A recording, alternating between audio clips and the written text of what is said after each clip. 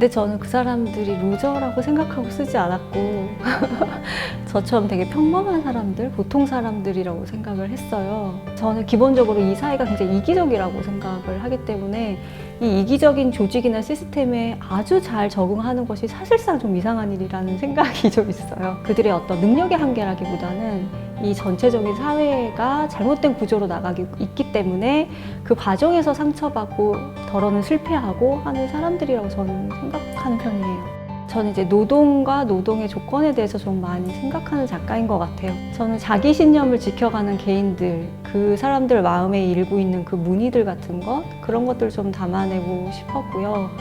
그래서 전체적으로 사회에 의해서 상처를 받지만 그 상처를 개인들이 서로 연대해서 좀 이겨나가는 그런 모습들을 그리고 싶었어요.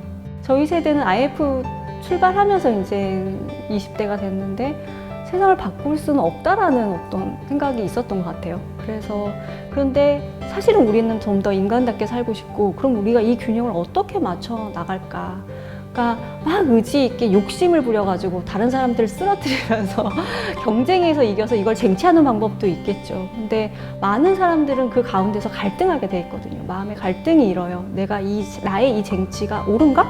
그 옳은가라는 윤리적 감각을 가지고 있는 세대가 지금의 뭐 30, 40대라고 저는 생각을 해요. 그런 인물들의 감수성 같은 것들이 저도 있고 제 주변에도 있으니까 그런 인물들에게 좀 들어가 있는 것 같아요. 그냥 자기 자신으로 사는 거를 포기하지 말아라인데, 자기 자신으로 사는 건 사실 괜찮고 멋진 모습만 있는 게 아니라 좀 숨기고 싶고 어떤 실패감에 젖어 있기도 하고 상처를 껴안고 있기도 하고 그렇거든요. 근데 그런 자기 자신을 사랑한 채, 인정한 채 살아가는 것이 사실 가장 마음이 열려 있는 상태라고 저는 생각해요. 그래서 자기 자신을 인정하고 자기가 사랑하는 그 상태로 살아나가는 것이 인간답게 사는 것이 아닐까라는 의미를 담아서 그 문장을 썼죠. 저는 소설가한테 주어지는 여러 가지 소설가의 기능이 있겠죠. 저는 그것 중에 하나는 기록함으로써 이 공동체가 다시 한번 같은 실수를 하지 않게 하는 것, 그 실수의 빈도를 낮추는 거라고 생각을 했어요. 물론 그 소설을 읽는다고 현실이 당장 바뀌진 않겠지만 생각하게 되는 거죠. 아, 우리가 정말 이 세상이 맞게 돌아가고 있지 않은 것 같아. 과거에 이런 실수들이 있었는데 이런 비극을 우리가 다시 반복했네. 이런 것들을 환기하는 역할이 소설인 것 같아요. 저는 인천에서 거의 평생을 산 사람이고, 그때가 제가 20살이 막 넘었을 때라서 굉장히 충격적이었어요. 그 호프집 어떻게 단속을 피할 수 있었고, 어떤 결탁 관계가 어떻고, 이런 것들이 계속해서 이제 보도가 되면서 저는 이 세계의 끔찍함에 대해서 완전히 배운 듯한 당혹스러움을 느꼈어요. 그래서 나중에 작가가 되고 나서도 내가 만약에 첫 장편을 쓴다면 그때 그 당혹스러움과 슬픔에 대해서 쓰고 싶다고 생각했어요. 독자분들이 맞아 그렇게 말씀하셨어요.